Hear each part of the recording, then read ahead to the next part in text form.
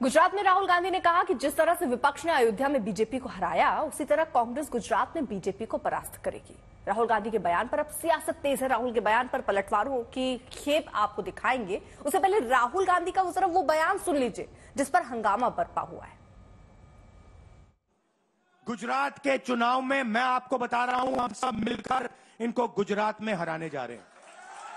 जो हमने कहा, और लिख के ले लो, कांग्रेस पार्टी की जो आत्मा है वो गुजरात के चुनाव में लड़ेगी और नरेंद्र मोदी और बीजेपी को गुजरात में जैसे हमने अयोध्या में हराया है, वैसे ही हम गुजरात में इनको हराने जा रहे हैं। कौन हराएगा? हमारे लीडर हराएंगे, हमारे बब्बर शेठ टाइगर हराएंगे। तो राहुल गांधी के इसी बयान पर बीजेपी और आरएसएस भड़क उठे हैं। आपको कुछ बयान सुनाते हैं कैसे राहुल गांधी पर हमलों की बौछार हो रही है। तीनों चुनाव में मिलाकर जितनी सीट्स कांग्रेस पार्टी को मिली हैं, उन सब को भी एक साथ एकत्रित कर लो। 45, 56 और 99।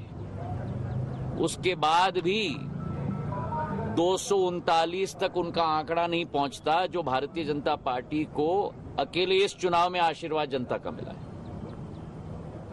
गिरेबान में झांकें, असलियत को पहचाने, जमीन जहां उनकी फिसली है उसका आभास लें और उसके बाद अपना वक्तव्य दें।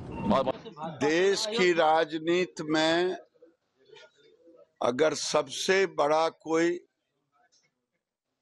कोड है वो राहुल गांधी। बिहार के युवराज विदेश यात्रा पर, अब देश के युवराज विदेश यात्रा पर जाएंगे। इन लोगों के लिए देश की राजनीति एक मनोरंजन है और नरेंद्र मोदी देश को अपना कर्म भूमि मान के चलते हैं। ये राम जन्मभूमि आंदोलन का चुनाव से संबंध नहीं है श्रीमान राहुल गांधी, यही तुमको समझना है। तुम्हारी दादी श्रीमती इंदिरा गांधी जी भी राम जन्मभूमि आंदोलन को बार बार कुचलते रहे। आपके पिताश्री श्रीमान राजीव गांधी जी वो भी राम जन्मभूमि आंदोलन को कुचलते रहे।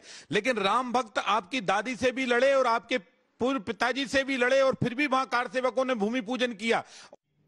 जिहादियों, अतिवादियों और उसकी मानसिकता को पोषित और पल्लवित करने वाली कांग्रेस और कांग्रेस की कोख में से जन्मे राजनीतिक दलों और नेताओं के कारण एक निर्वासित जीवन जीने को मजबूर है। अतिवादी और आतंकवादी मानसिकता के लोग अभी भी उसके जान के प्यासे हैं। दुर्भाग्य यह है कि हिंदू समाज को फिर भी ये हिंसक बताते हैं। जो हिंसक लोग हैं, जो हिंसक कौम है, हिंसक मानसिकता है, उसका बचाव करते हैं और जो अहिंसक हैं उनको हिंसक बताते हैं। ये कांग्रेस की जो चरित्र है उसको पुनः उजागर करता है।